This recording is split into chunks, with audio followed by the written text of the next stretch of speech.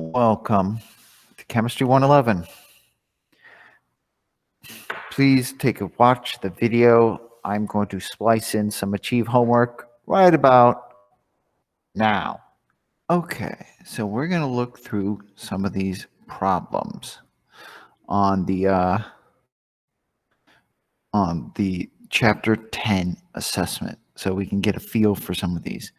For some of them, you really need help setting up. We'll look at number 1 real quick. At a constant pressure, which of these systems will do work on the surroundings? So what they're saying is, at a constant pressure,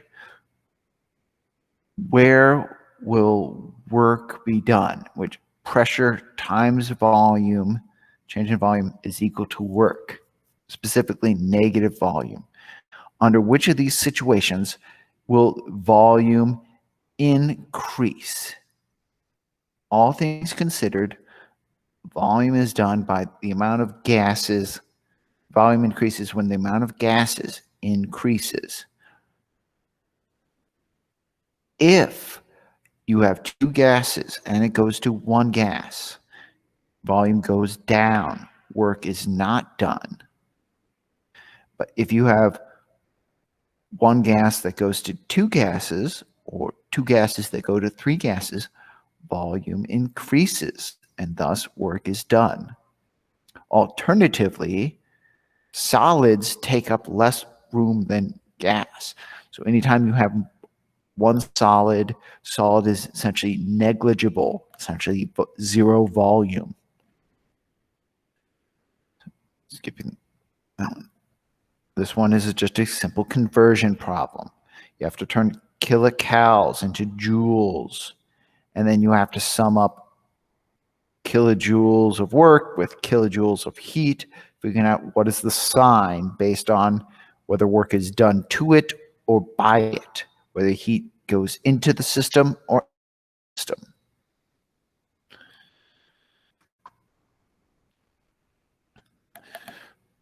Whether this is exothermic or endothermic. Okay, so you're just thinking of,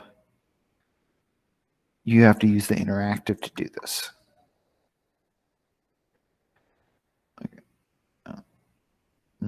Okay. This number 4 and number 5 are essentially the same problems. Number 5 is a little bit more interesting, but we have a mass, we have a way to calculate a change in temperature, and we have a heat value Q. So you're calculating for specific heat capacity.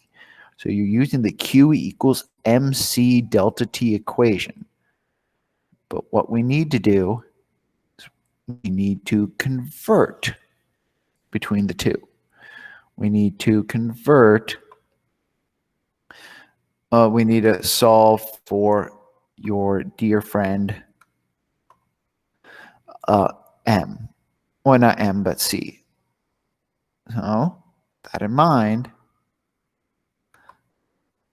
let's look at this. What do we have? Let's identify. For the Q equals MC delta T. Q is 2717 joules. Mass is 39.66 grams, and delta T would be final minus initial. So 106.9 minus 25.4. So that would be what? 80.5. And it's just a matter of saying Q divided by M delta T equals C. I'm going to go ahead and leave that there for you. So it's a matter of plugging those numbers in to solve for your unknown. Same thing for problem 5. The only difference is now, once you have the C, you can determine what the substance is. So you can determine whether this is lead or silver, iron, or aluminum. This is essentially how they determined pure gold from fool's gold, pyrite. When they melted it, they had a completely different thermal properties and different melting points, and they could use those thermal properties to determine, is this true gold or fake gold or pyrite? Now, in this scenario, we solve for Q. We're given a heat capacity of cooking oil. We're given 2 temperatures, and we're given a mass. The only thing you need to worry here is about the mass. It's 2.6 kilograms. The heat capacity is in grams. So in order for those to work, you have to turn kilograms into grams. But it's just Q equals MC delta T. I'm not going to set that one up. Let's see. This one is a little bit trickier, but you're given Q, you're given your mass, you're given your C, and you're given, and so you need to solve first for delta T, then using your initial temperature, find what is the final temperature. Not that much harder, but it is a little step further. Okay, this is something similar to what we'll do in lab. We will combine, you combine 240 mils of water at 25 degrees and 120 mils of water at 95 degrees. What is the final temperature? So this one I'm going to actually set up. Looking at that.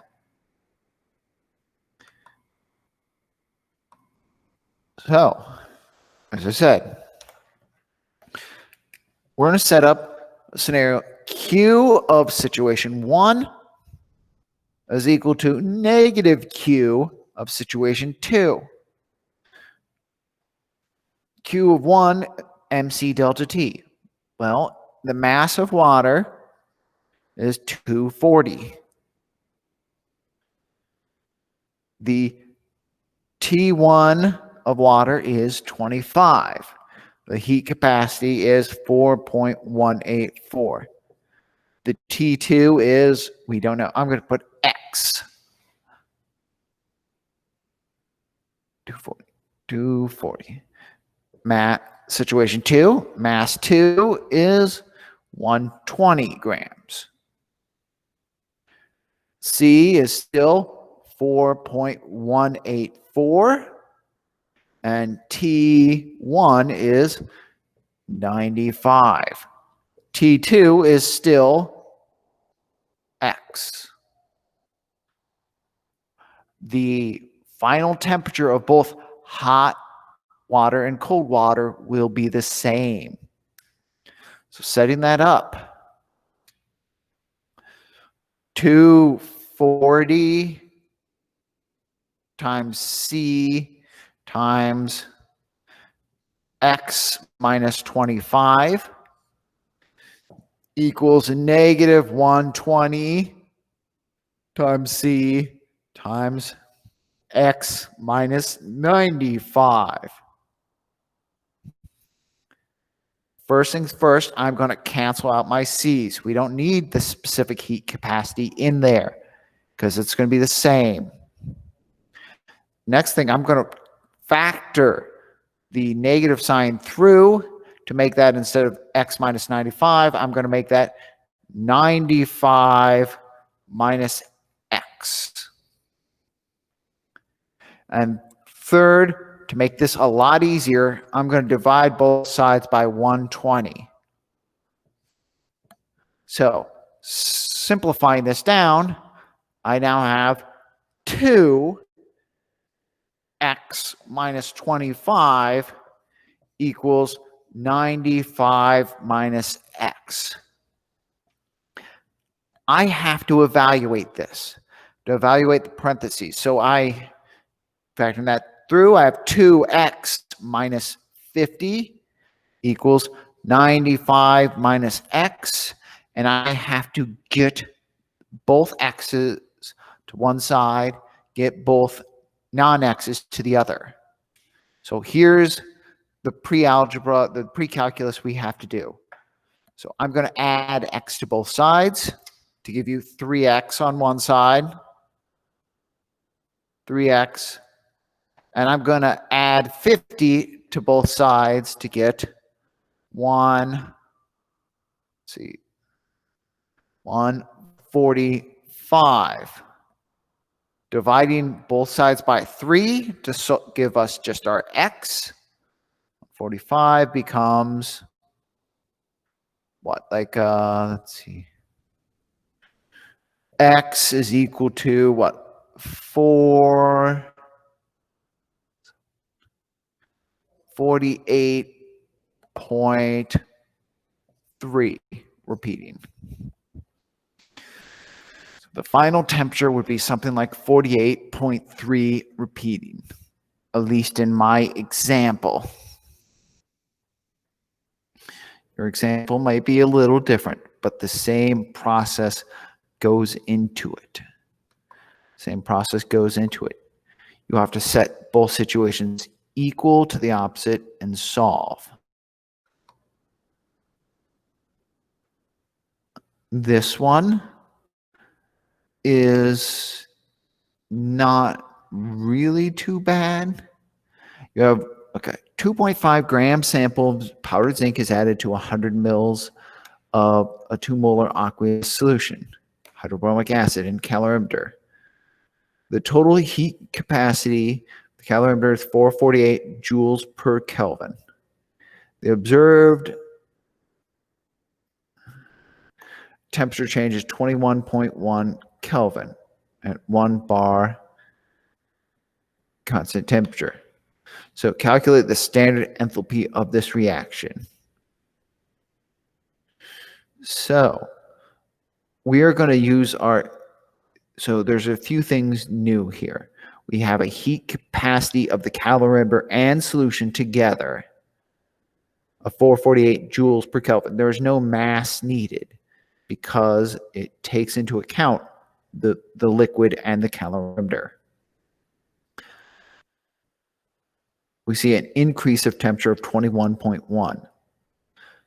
So you want to calculate your Q by multiplying both your heat capacity and your temperature. From that will give you units of joules. But the answer is going to want it in kilojoules. So you're going to have to, 1, divide by 1,000. Even so, you're not done because this is kilojoules. Notice we look at the unit. The unit we want is kilojoules per mole of zinc. We need to figure out how many moles of zinc. This is the heat produced by 2.5 grams. So we need to turn 2.5 grams into moles and then divide by that. So the molar mass of zinc is 65.38. So you divide 2.5 by 65.38 to get the moles of zinc. Then whatever your heat is, you divide that by 65.38, whatever your moles of zinc. There may be one other little factor, and that is to flip the sign. Now, why would we flip the sign? Well, the heat capacity of the calorimeter and the temperature goes up by 21.1. So the solution warms up. The solution and the calorimeter are part of the surroundings. The reaction is part of the system. So if the calorimeter absorbs heat, the reaction must have released heat. And so that's going to make this, instead of a positive number, a negative number in the end. So don't forget to count for where the heat is going to and where it's coming from. This is the same situation. Same situation. We have kilojoules per Kelvin. they say the temperature decreased by 0.22. So in this case, the delta T is negative. And so you'd have a negative heat. But because we're thinking the heat of solution, it becomes positive. And then I turned 7 grams into moles and divided by the moles to get this in kilojoules per mole.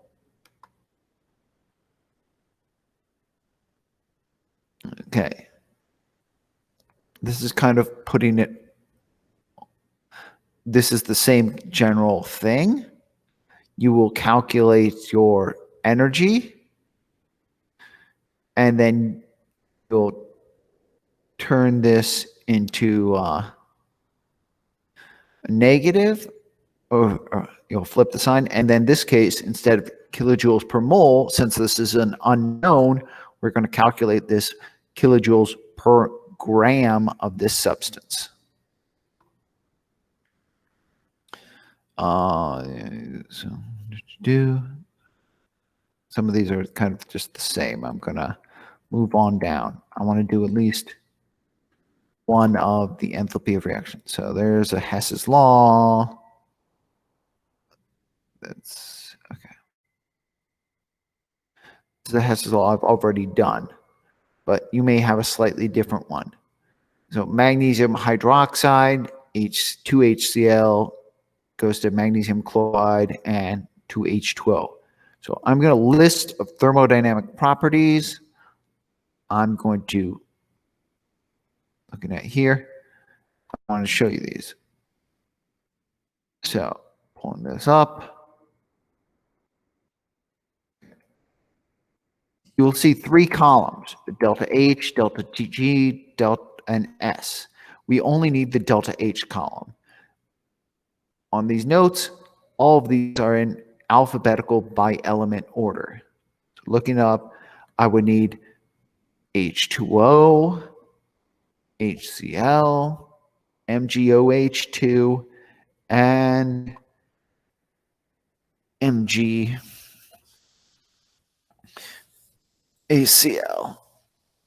We want to match things exactly. We had H2O gas. H2O gas is negative 241.8. HCl gas is negative 92.3. MgOH2 and MgCl2. I got to look those up. Go to magnesium. We have negative 924.5 and negative 641.3. With that in mind, closing that back out. So I have 1 MgCl2 to water on product side, 1 MgOH2, and 2 HCl on the reactant side. So setting that up, products. Negative 641.3 minus 241.8 times 2.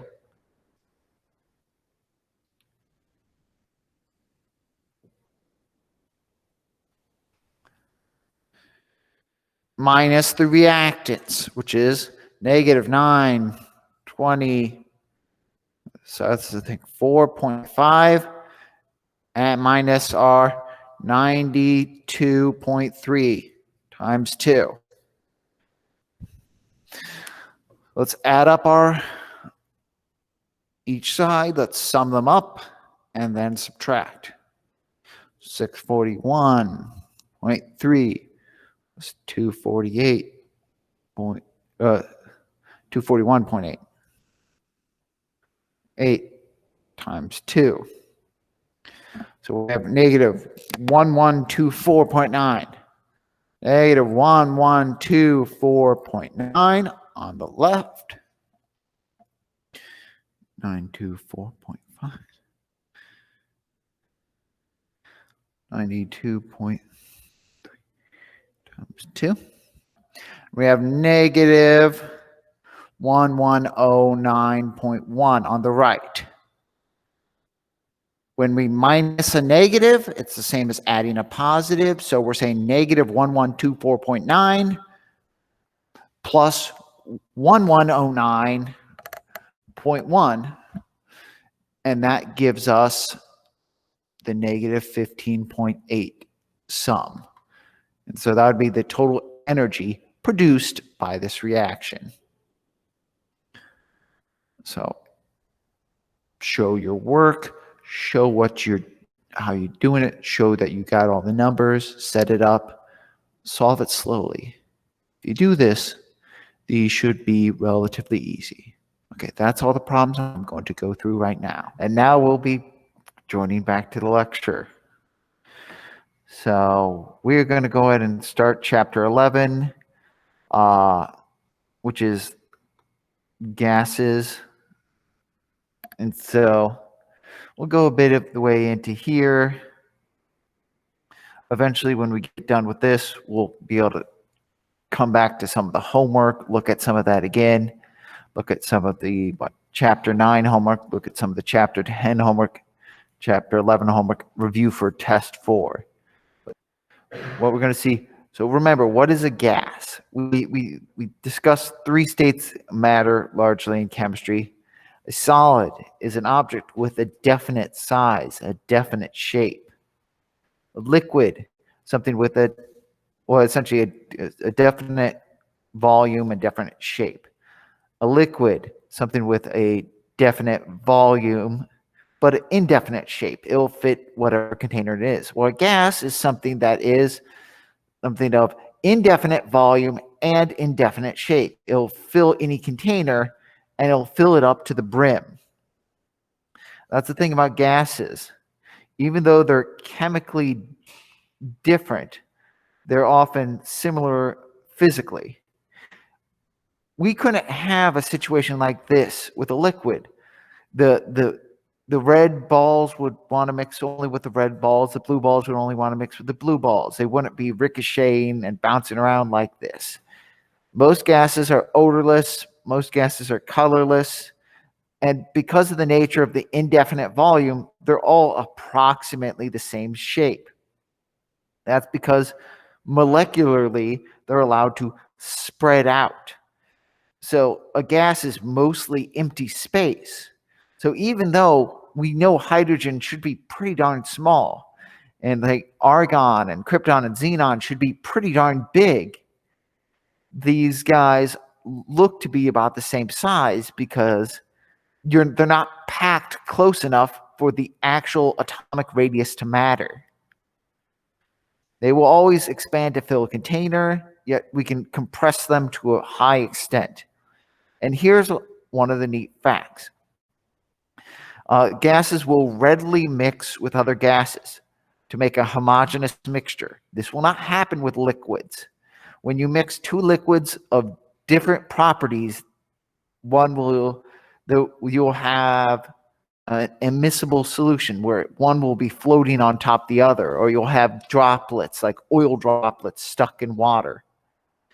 And that's because of electrical effects. Well, if I put steam, which is gaseous water, and oil vapors and let them mix, they would mix just fine.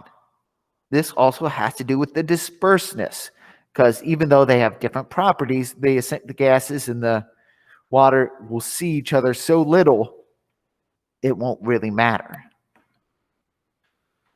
Now, one of the big, one of the big things we'll discuss is a bunch of different units of pressure. One of the big things we need is pressure. And we have a bunch of different units for this. So we'll kind of take a quick aside to discuss this. Because pressure is defined as a force applied over an area. We can describe this in atmospheres. we can describe this in bars. We could do torrs. We can do millimeters of mercury, pascals, and psi. All these things is just a way of describing pressure. So what's the deal with that? We can convert easily enough. 1 atmosphere is 760 millimeters of mercury, which is also 760 torr. 1 atmosphere is 101,325 pascals. But 1 atmosphere is also 1.01325 bars. And of course, 1 atmosphere is 14.7 psi. While you don't need to record any of these conversions, I will always give you any conversions you may need. You should be able to do conversions. So we're going to take a quick history and physics lesson to kind of where all these units come from. I'm not going to quiz you over this later, but it's kind of interesting to, if we have to deal with all this, where do they even come from in the first place? So the first thing has a lot to do with physics. How do we get a Pascal, which is the standard international unit for pressure, a Pascal? Well, every gas particle will contain matter, and thus it will have a mass and be subject to gravity. Even though they're bouncing in all directions, and they have a very low density, so they seem to float and thus fight gravity, that does not remove the effect. Just the same way as oil will float on top of water because it has a lower density. Oil will not float on top of air because it has a higher density than air. But oil still has the effect of gravity, pulling it down, which keeps it from floating away from the water. So this air, despite bouncing all over the place, is feeling a net downwards pull, or else it would all leave the planet Earth and then we'd all die. But some of it still escapes into outer space, especially the lighter ones like hydrogen and helium. They'll still escape outer space. It's just a little slower. But so, because pressure is defined as force over area, we want to figure out what would the pressure be on Earth. So we're going to apply this to Earth's atmosphere within a 1 meter by 1 meter box. So we're going to take the standard international unit for distance, meters, and apply that on an area, 1 meter by 1 meter. So what you do is you make a hypothetical 1 meter by 1 meter box and stretch this invisible box all the way to outer space. So we stretch this box, this column of air, it goes all the way up, and we calculate how much air could fit in that column, in that average column going from the ground, the sea level, all the way into outer space, where essentially there's no air. So all the air that would fit in that box essentially has the mass of 10,000 kilograms. And all that mass would have gravity. So since force is defined in physics as a mass times an acceleration, the force of that air on us as it's pushing down would be 10,000 kilograms times gravity, which is 9.8 meters per second squared. Or essentially 10 to the fifth. We're going to round and say that 9.8 is essentially 10 and round that to be 10 to the fifth kilograms meters per second squared, which is essentially a Newton. Now, we're going to take that Newton, which is a force, and divide by my area, 1 meter by 1 meter, to get 10 to the fifth newtons per meter squared. So our first unit, newtons per meter squared, is equal to a Pascal. So we're essentially get that the pressure that all the gas above us in a 1 meter by 1 meter box pressing down generates 100,000 pascals downwards on the Earth. Now this unit was named after a French mathematician, Blaise Pascal. Now 100,000 pascals, not too convenient. So we're going to exchange 100,000 pascals for 1 bar, a barometric unit.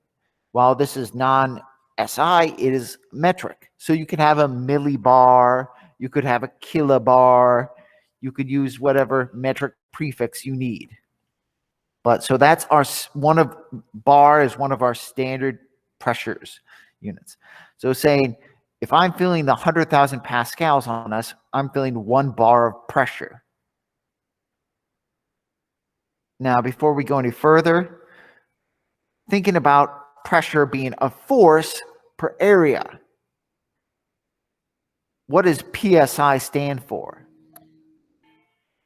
PSI stands for pounds per square inch. Pounds per square inch. It is the English units for pressure. Instead of newtons per meter squared, it's pounds of force per inches squared. So we essentially just turned the metric units into the English units. So PSI is just essentially the American pressure scale. Okay. Now, that gets some of them. Around the same time, another scientist, Evangelista Torricelli, was doing experiments testing the weight of air. So they thought air to be weightless. Essentially, it had no weight. And so he invents the simple barometer. He essentially, people are playing around with mercury. He takes a long tube of mercury, fills it up to the brim, inverts it into a beaker of mercury. And some of that mercury will push down and like escape the tube and drain out of the tube, creating a vacuum in there. But not all of it will drain out. It's not going to all dump out into the thing. And that's because the weight of the air is going to push that mercury up into that tube and keep it there, keep it suspended. Now, when he was doing this in like Paris, he was able to measure the height that the mercury went up the tube. He measured the height, literally measured it, and said, well, that has gone up 760 millimeters or 76 centimeters. So literally the first unit is 760 millimeters of mercury. It's literally describing what was being measured, the height of the mercury in the tube. Now, this unit was later changed to torr in his honor. But in the meantime, so 760 millimeters mercury is equal to 760 torr because essentially one is a physical description, one is a unit honoring him. But once again, this 760 is not always convenient, so we abbreviate as 1 ATM, 1 atmospheric unit. And this is pretty much the standard on most of the European capitals around that sea level and that latitude and sea level. So 1 atmosphere is another common unit. However, 1 atmosphere and 1 bar are a little different, not by much. 1 versus 1.01. So there's a little difference. They are used somewhat interchangeably, but you do have to do a little bit of conversion to go from one to the other. But it's really hard to say which one is better, bar or atmosphere, because it all depends where you're at. Colorado is going to have a different pressure than, say, New Orleans. So it all depends on where you are, latitude, and height. Now, one of the big things we'll look at is the ideal gas laws. That's where we're going to start. How do we use PV, moles, and T? And how are they all related to each other? We're going to have a bunch of gas laws, and they're going to combine together into what's called the ideal gas law. So starting out, Boyle's law. I'm probably not going to ask you to memorize the name, but you should probably still get the relationship down. So Boyle's law states, remember, before we go any further, a law is a statement, an observation that's always true without any explanation. I will go ahead and give you the explanation, but the law itself is a statement, an observation without explanation. So Boyle's law, at a constant temperature, pressure is indirectly proportional to volume. Literally saying if you hold the temperature of a gas the same, you put pressure on gas, it will shrink. You release pressure on a gas, it will expand. We can relate this magical relationship. P times V equals some constant, K. We don't really care about K just yet. Just that as P goes up, V will have to go down. As V goes up, P will have to go down. And we can write this relationship between two scenarios. If P times V equals K, well then P times V at all scenarios will be equal to K. So if I have a pressure and a volume at one situation and a pressure at the second situation, I can figure out the volume. Just like you would have done M1V1 equals M2V2. You say, if I have 3 atmospheres of pressure, a gas has a volume of 40 liters. What would the volume be at 5 atmospheres? You would have your 3, you would have your 40 liters, and you would have your 5, and you would solve for your V. But so how can we explain this? Well, remember, pressure is a force applied over an area. So pressure is essentially a collision. The gas slams into the container wall, pushing outwards. So looking at it here, if I have a gas in here, and these gas molecules are slamming into the walls, we're going to push this up. We're going to have so many collisions in a given time. We'll say, like, say 10 collisions a second. It's going to 10 collisions on the top and bottom. Well, if the volume shrinks by half, so we go that the gas particles have less room to move around when. It shrinks by half, our collisions would have to go up because you're bouncing around in a smaller space. So if I halved my volume, I would double my collisions because this gas particle that's bouncing off here doesn't have to travel as far to hit the bottom. So it's going to be bouncing into there, smaller space. The same way, if I increase the pressure, in here, it's because the volume went down. So if the pressure goes down, then the volume would then expand. So these gases can collide and push this top up the pipe until the external pressure is equal to the internal pressure. Charles' law. At constant pressure, volume becomes directly proportional to temperature. So in this one, as temperature goes up, volume will go up. As temperature goes down, volume will go down. We can write a relationship that volume equals constant times temperature. And use this relationship down here. V1 over T1 equals V2 over T2. It's a little different from our M1V1 equals M2V2, but same general scenario. If you have a volume and a temperature, you can figure out the volume. Or you have 2 volumes and 1 temperature, you can figure out the other temperature. But how can we explain this? Well, temperature is directly proportional to the kinetic energy based on the absolute temperature Kelvin. Now, please note this. We will always use Kelvin in this chapter. All of our calculations will have to be in Kelvin. Otherwise, what happens if you have a temperature of 0 degrees Celsius? Well, volume would have to be 0. But we can't.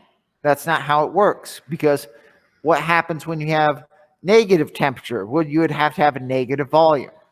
Well, in Kelvin, we only have absolute 0. We cannot have a negative Kelvin. And even then, when you get a 0 Kelvin, yeah, you might actually have 0 volume, because the gas would not be a gas. There's no way that's going to happen. But okay, so looking at this scenario,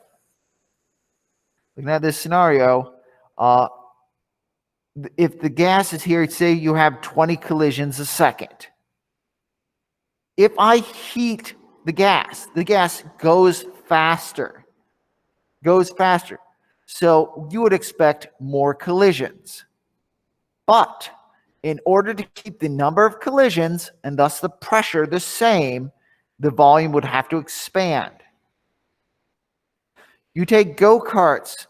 On a go-kart track, you're going to see some collisions, but the speed and the track size are proportional. You take NASCAR, the speed is greatly upped, but so is the track size.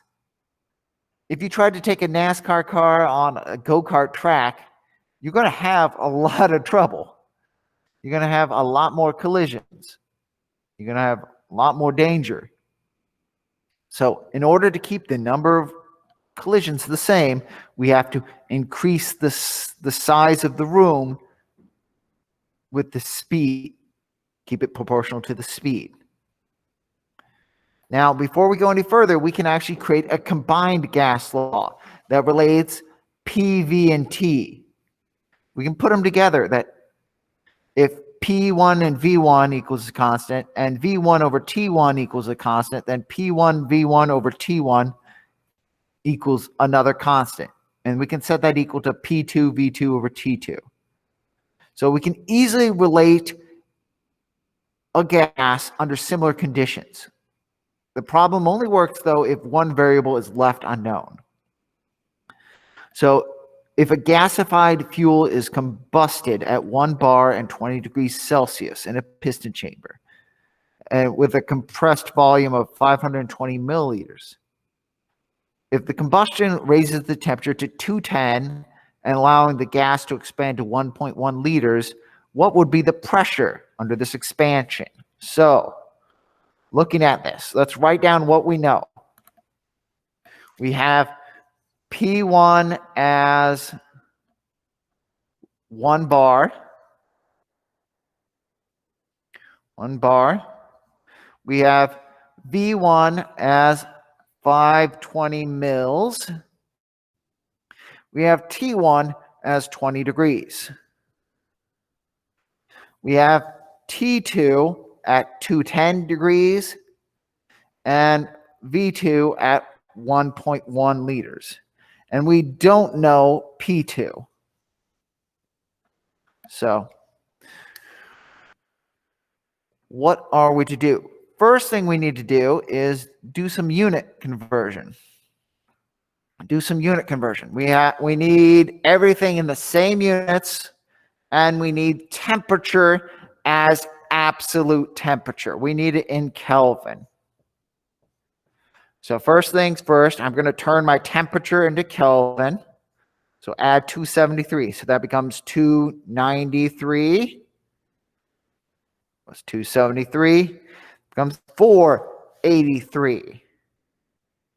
Yes, this is still a big temperature change. I've almost doubled my temperature. But it's a lot smaller a temperature change than 20 to 210. That's an increase of almost 10-fold. This is an increase of,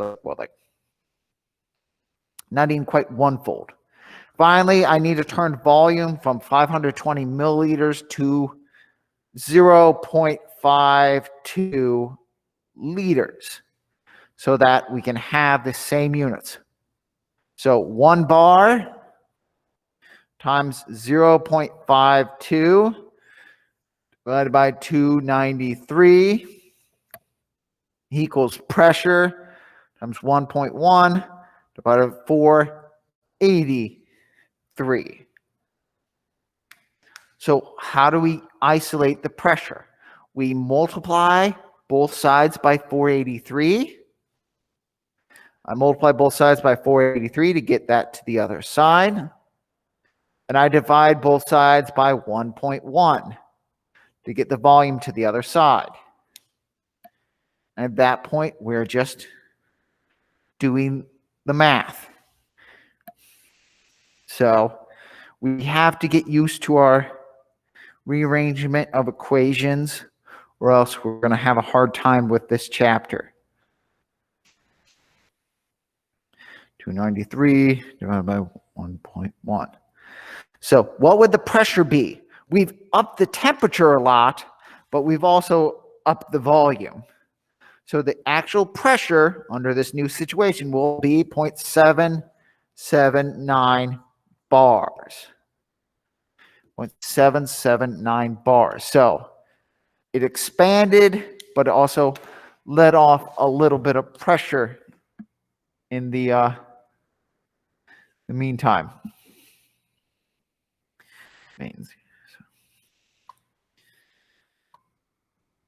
Oh, shoot.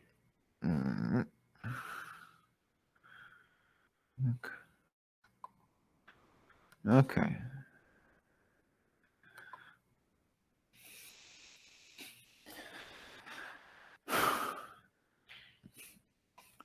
Now, the final gas law is Avogadro's law. You may have heard this guy. We use Avogadro's number all the time. 10 to the 6.02 times 10 to the 23rd. Just had Mole Day just a few days ago, 1023. But Avogadro's law was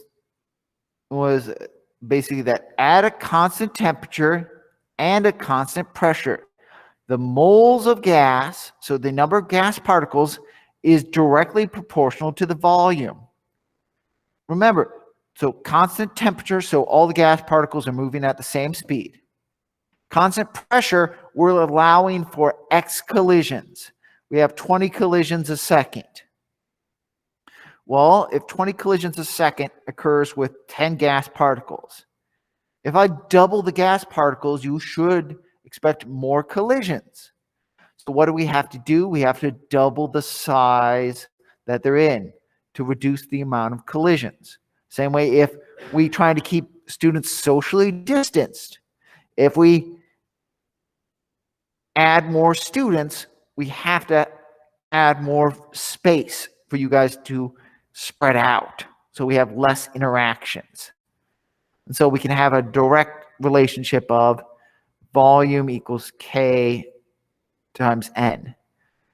A similar equation right here. But okay, where will this come to?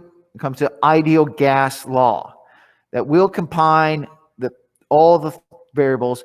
PV over NT equals one constant R. So we make this into PV equals nRT. R is a constant that will essentially convert units for everything we have.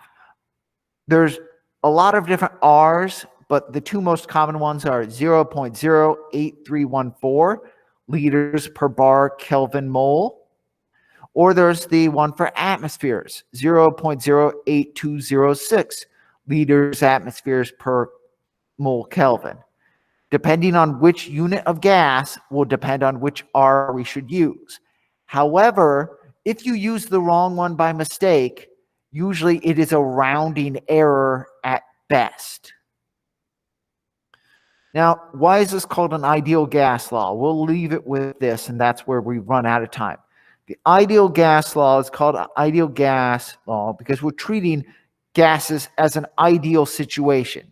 We're going to treat gases as a point charge. It has no size. We're going to say ignore all sizes of gases. And we're going to ignore all gas-based interaction. Even though the gases are bouncing around and can interact with each other, that they're not attractive or repulsive. They will not affect each other at all. So we're treating all gases identical. Now, this is not perfect, but it is accurate for most applications. This is accurate for most applications.